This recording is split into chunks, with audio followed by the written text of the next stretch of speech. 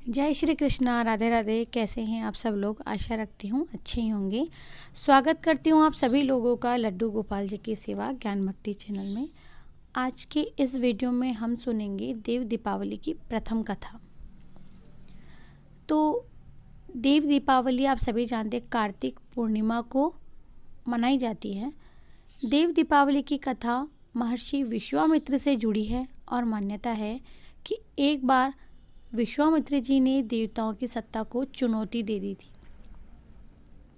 उन्होंने अपने तप के बल से त्रिशंकु को सशरीर स्वर्ग भेज दिया। इसके बाद ये सब कुछ देखकर देवता अचंभित हो गए थे और विश्वामित्र जी ने ऐसा करके उनको एक प्रकार से चुनौती दी थी।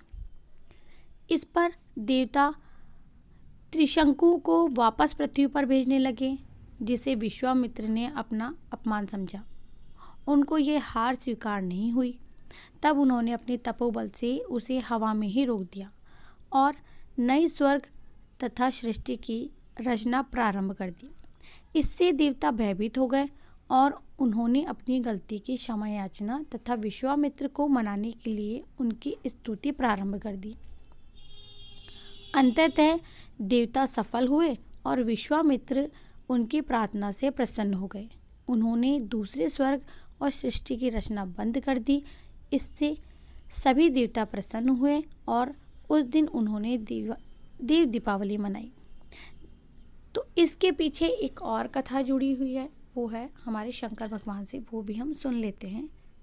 यह कथा कार्तिक पूर्णिमा की कथा है। पौराणिक कथा के अनुसार तारकासुर नाम का एक राक्षस था। उसके 3 पुत्र थे, तारकक्ष, कमलाकक्ष और विदुनलमाली। भगवान शिव के बड़े पुत्र कार्तिक ने तारकासुर का वध किया, अपने पिता की हत्या की।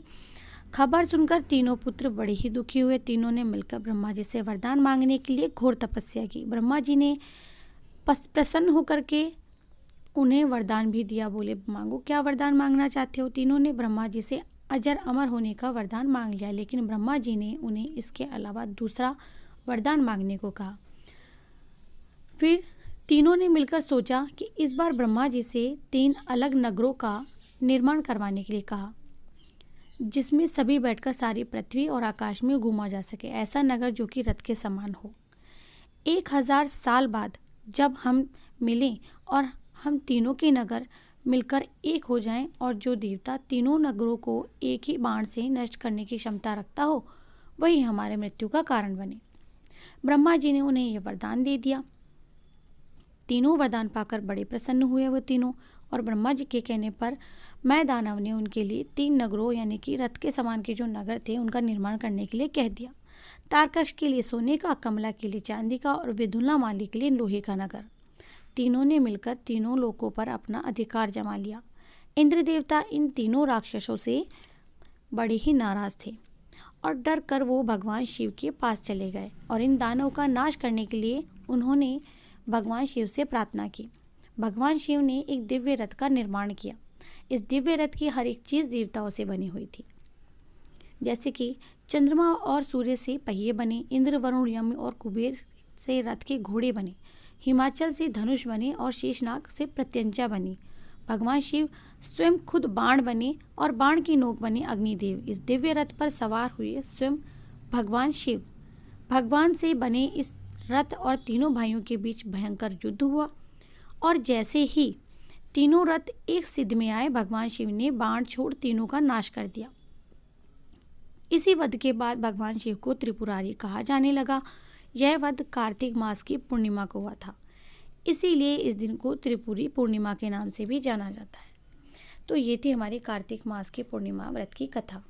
इसे सुनने के बाद में ही पुण्य मिलता है। जो भी कोई कार्तिक स्नान कर रहा है उसे कार्तिक पूर्णिमा के दिन ज़रूर सुनना चाहिए। आशा करती हूँ आपको दोनों ही कथा पसंद आई होगी, और अगर पसंद आई है तो वीडियो को ज़रूर से लाइक करें, चैनल को सब्सक्राइब करें, फ्रेंड्स फैमिली में ज़रूर से शेयर करें। और अगर इस सब्जेक्ट में आपको कुछ पूछना है तो आप कमेंट सेक्शन में जाकर के कमेंट कर सकते हैं। मिलती हूँ नेक्स्ट वीडियो में कोई भी प्यारा सा टॉपिक लेकर के। तब तक के लिए जय श्री कृष्णा, जय श्री राधे।